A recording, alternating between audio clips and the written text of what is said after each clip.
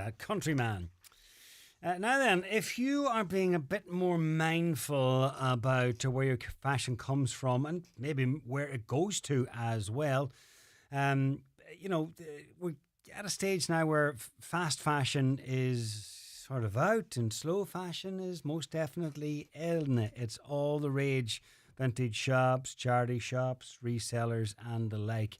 And we've all heard of Depop, the app where you can sell whatever you want.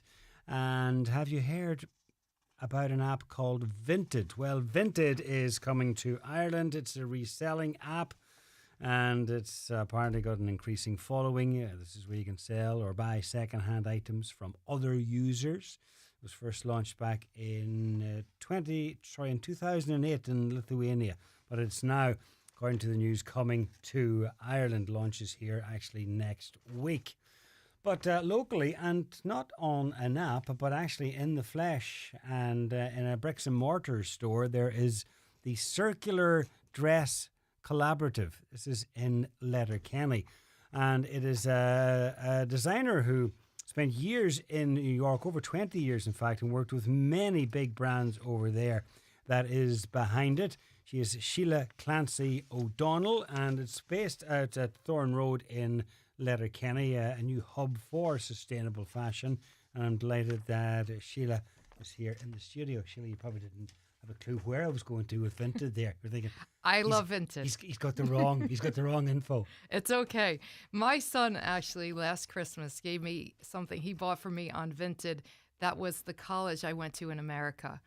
And it was one of the best gifts I ever got. And that's what I love about vintage shopping, online apps like that. We have great shops in Letterkenny, and I'm bringing to Letterkenny a live version of Vinted. Okay. So there's space for all of us. And the great thing about sustainable, any type of sustainable shopping, it's collaborations. It's not competition.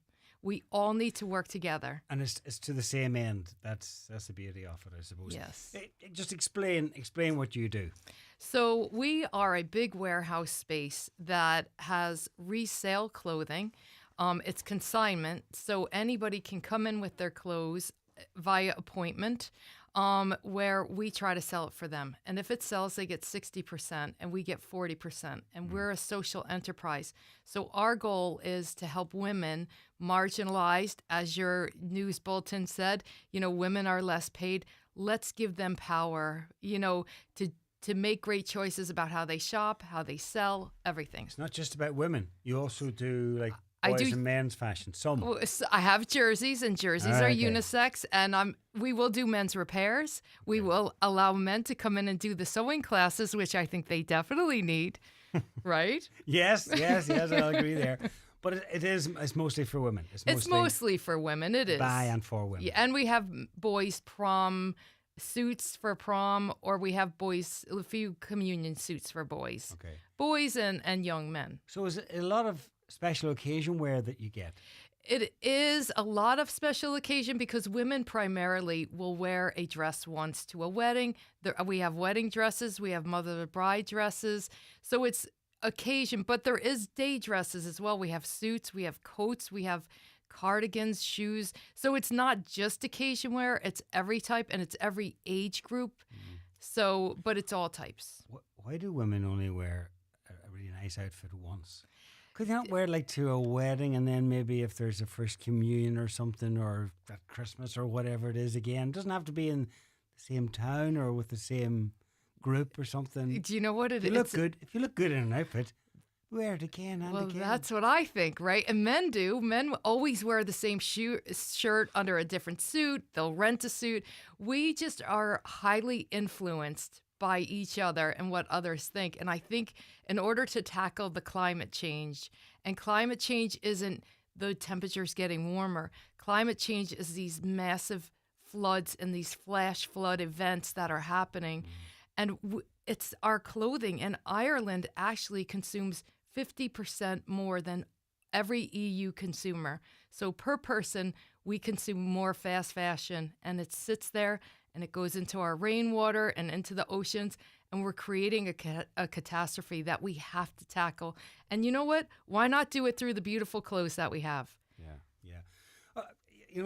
there's kind of two things here. One, I suppose maybe we need to pull back a bit on the fast fashion because it's too easy to, go online or go into a, huge store without mentioning any names and get, wow, that's so good. I'll get two of those and oh, look at the price of that and get one of those.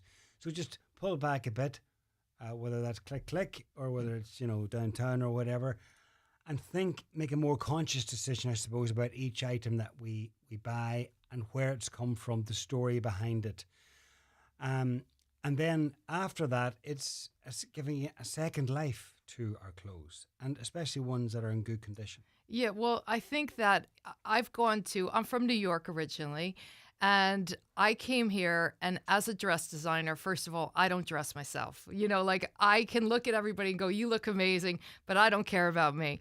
And I just looked at everybody at weddings and events, and I'm like, my gosh, they just have the most beautiful clothes and style and everything. But what then happens? You never see them twice, like you said in that. So I knew that there was an opening, but I also, being a dress designer and knowing about textiles, I knew about Donegal tweed before I even moved to Donegal or met a Donegal man.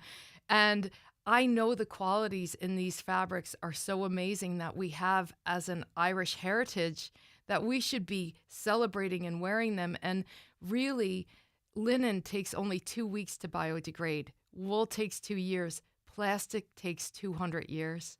And all the clothes we wear are primarily polyester, plastic, toxins, gasoline, you name it. So we, not only for ourselves, but for like your health, your jeans are made of petroleum. And it's like, if you wear expensive jeans, the processes are better. So, and they'll last you longer. So I personally would rather save money by shopping sustainably and buying a great bottle of champagne that's from the Champagne region than spending 10 euros and 10 items on things that I'll only wear once. We got to start thinking more consciously. Yeah. Making conscious decisions every time we decide to get something to wear. Okay. You've found, you only started in August, but you've found since that you're getting items from all over the place. Oh, I had around Donegal and beyond. Galway, Leitrim, the North, Belfast. People. Why would you get? How come people are connecting with you from places like Galway and Leitrim? How do you end up with items from there? They don't have shops like this anywhere. Where women and men can make money. That they are making money, and Ireland's bottle scheme is one of the most successful, sustainable things that people are incentivized by money. So, like, if you can make money off of it, that's why Depop works. That's why these things work. So, they must be really good items. They must be like top labels. I am. I'm very picky. Well, I have Chanel in there. I have Prada. I have Marc Jacobs. I have Michael Kors. I have Gucci. I have. And who prices them? Is it you or the seller? Both of us together. So what I tell everybody is, you think of a price. Think of what you would pay in a pre-loved shop. Don't take the emotion out, right? You can't say, I spent 1,000 euros on that and I'd like to get 800. It doesn't work that way. Yeah. So we price it together. And once we agree, I put it out. So I've had people will come in and say, I really want to get 80 euros for that. And I'm like, you're not going to get it. And they're like, but try.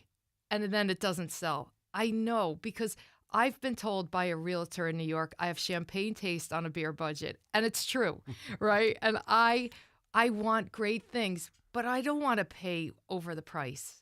I want to be reasonable. So I try to be reasonable. Right. And then if the price does need to be adjusted along the way, if it's not selling, is that a joint decision? Or it's up to the seller. So once they bring it in, I give them about 3 months.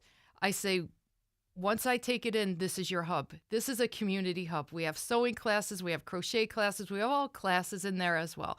And I'm like, you've got to come in and watch your product and mark it down. And you also need to market to your friends and get everybody in, because your friends might not buy your stuff, but maybe their friends will. And that's how we're going to get everybody shopping this way. And then they mark it down, and then they've got to take it out. And if they don't take it out after the time period that we have on the contract, I say it belongs to us, and we'll repurpose it. But I don't want to keep anybody's goods. I say that, don't make me do that. I don't want to do that. Okay.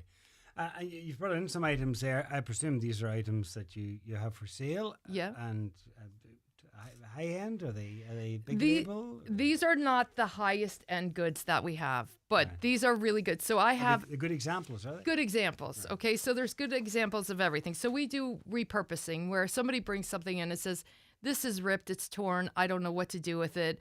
Help me." So what we do is we have a woman in our shop, Felicia, who's a great seamstress and designer. So she can take something and turn it into another thing. So this dress was ripped and torn at the bottom. So she added a seam, made it short at the front where the bottom was, or where the flaw was, and Yeah. put a tail at the back.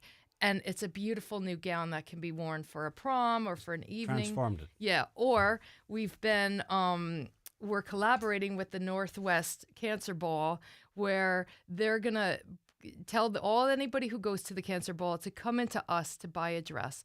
And the great thing with that is if you buy a dress with us, you can buy that dress, wear it, clean it, and bring it back and try to sell it again. So Back into the circular economy. and go into the circular. So if it costs €100 for you to buy through us, you bring it back, you sell it for 90, you get 54. That dress costs you €46. I'm sorry, 40. That makes sense. It's a great idea, I think. I don't know. I might be biased. No. This dress here, this is a fabulous warehouse dress that has loads of beading on it, but see it that, has an oil stain on it that I can't get out. So we're going to take the beads off the bottom and re-embellish it in the center, and that dress now is re-wearable. In other words, there'll be beads where the stain Where the was. stain has covered the stain. So then there's a dress that hasn't had to go to landfill. This is one of my favorite things. This is a handbag that the lady brought in. It was ripped. It was torn. The inside was falling off. She's like, take it and do whatever you want. We have people like that too who are like, this is not going to do anything. Just take it, right? So I took it, I glued the inside, and I just painted where there were some flaws in it. And now that's a perfect purse. And that is €12. You're not going to get that anywhere. So, Okay. Yep, looks perfectly fine to me. I think it's grand. And then the most eye-catching item, I think, is Oh, this jacket here. This jacket is fab. And you know what the thing with this is? It's from Dunn's. And that's an Irish brand, and I'm very proud to sell that as well. This is only €35, but it's missing a button when it came in. So what I say to people, if they bring something in that's flawed, I'll fix it, but we change the percent split, So Fair that enough. changes a little bit. I went to Spears on the main street. I bought 2 good buttons. I'm going to put them on. That jacket is sellable. So I encourage everybody to bring things into us as well that they think, could you help me fix this? Just because there's a minor flaw, in the case of the other dress, a small stain, or if there's a Yeah. button missing, or maybe even a small tear or something, doesn't mean that it's not repairable and reusable and resellable. more to the point. Exactly. Yeah. Exactly. Keep it circular. Okay. Just remind people where you're located again. We are at Unit 1 Warehouse right next to the Cube building on Thorn Road in Letterkenny.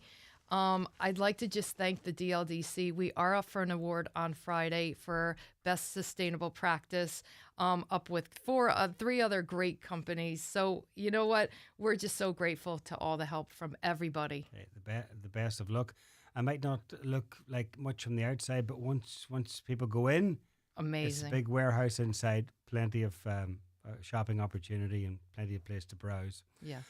Okay, and above all else, it's helping to keep clothes out of landfills. I was watching a program.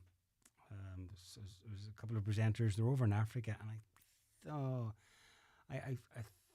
I'm not sure which African country, to be honest, but there were landfills full of clothes, and that's where a lot of the clothes that end up not good enough or whatever, or we think it's been recycled. That's where they end up. Yes.